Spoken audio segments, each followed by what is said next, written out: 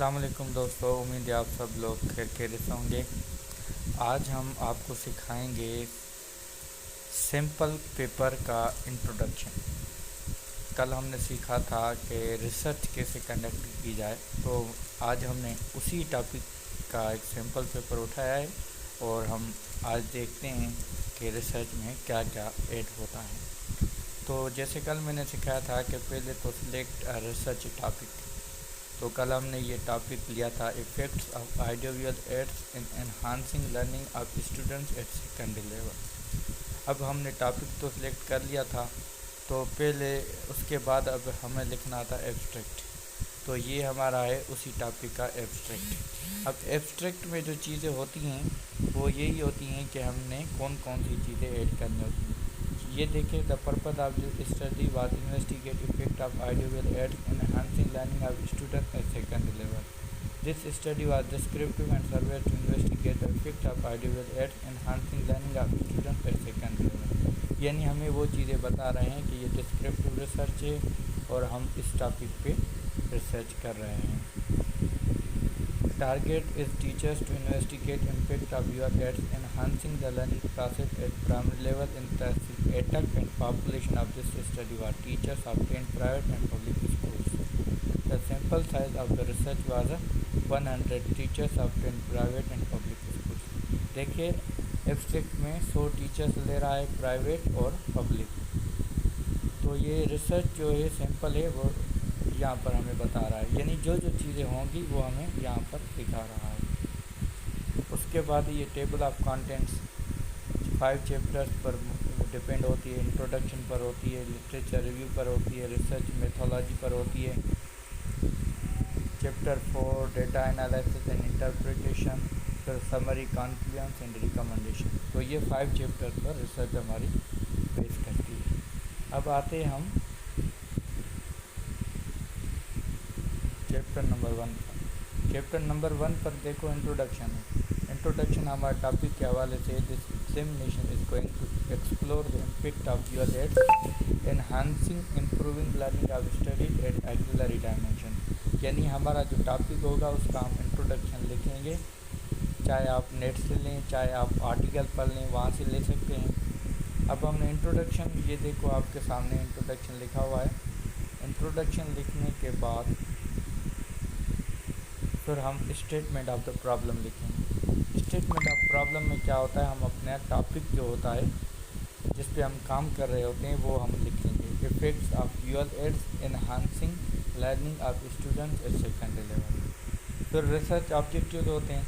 इसी टॉपिक पर हमें रिसर्च ऑब्जेक्टिव्स बनाने पड़ते हैं, जैसे कि to know the importance of visual aids in learning process, to explore the effects of visual aids on student learning at secondary level. ये रिसर्च ऑब्जेक्टिव्स होते हैं। फिर इसी रिसर्च ऑब्जेक्टिव्स के बुनियाद पर हम रिसर्च क्वेश्चन बनाएंगे,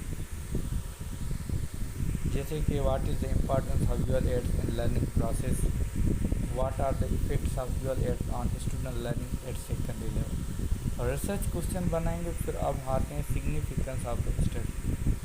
This study will be helpful for educators as they will be enabled to know the importance and advantages of using visual aids enhancing learning process। यहाँ पर हमें ये बताता है कि ये स्टडी इस काम के लिए फ़ायदेमंद होती है। फिर लिमिटेशन रखी है सैम्पल में।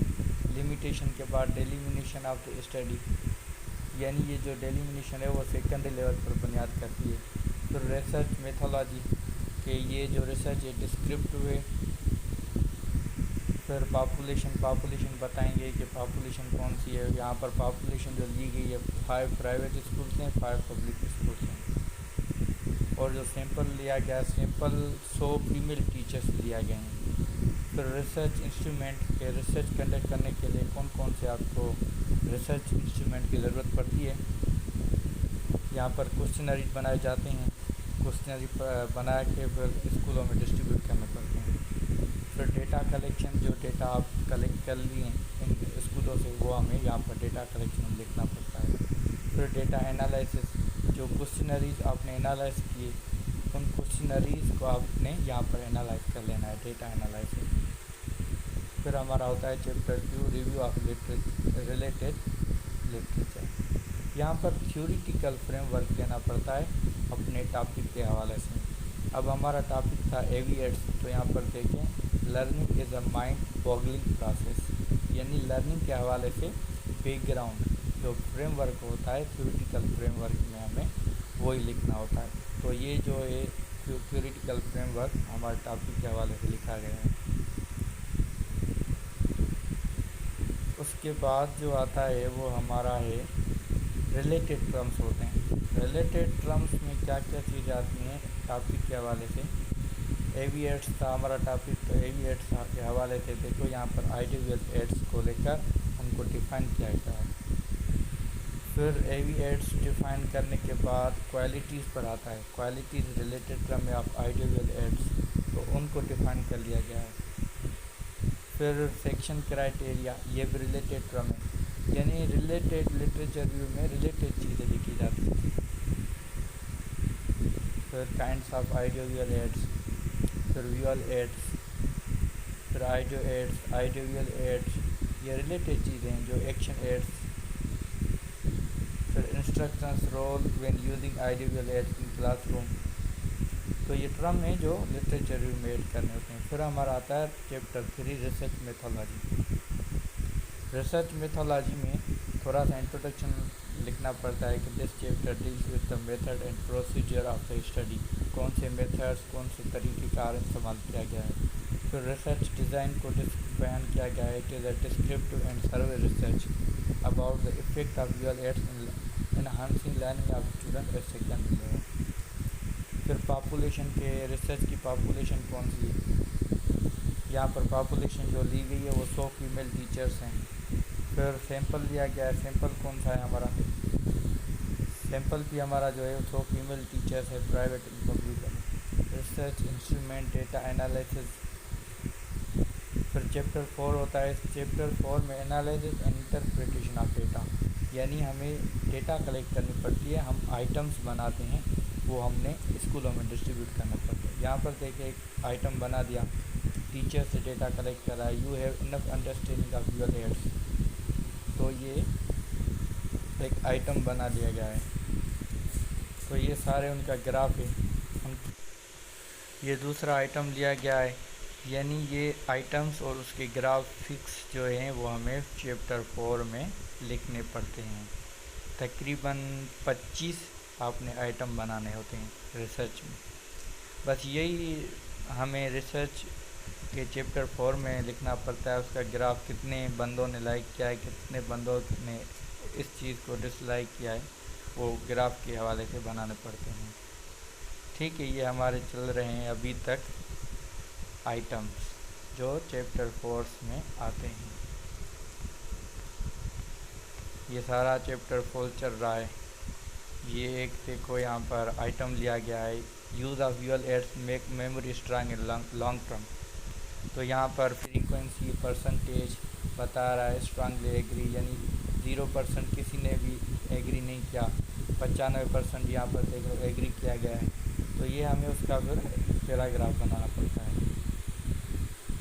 ये सारे रिसर्च आइटम से। अब आते हैं हम चैप्टर 5 की तरफ। यहाँ पर समरी, फाइंडिंग एंड रिकमेंडेशन होते हैं। यहाँ पर समरी लिखी गई है हमारे टॉपिक के हवाले से जो आपके सामने है। The purpose of this study was to investigate effect of visual aids enhancing learning of students at secondary level.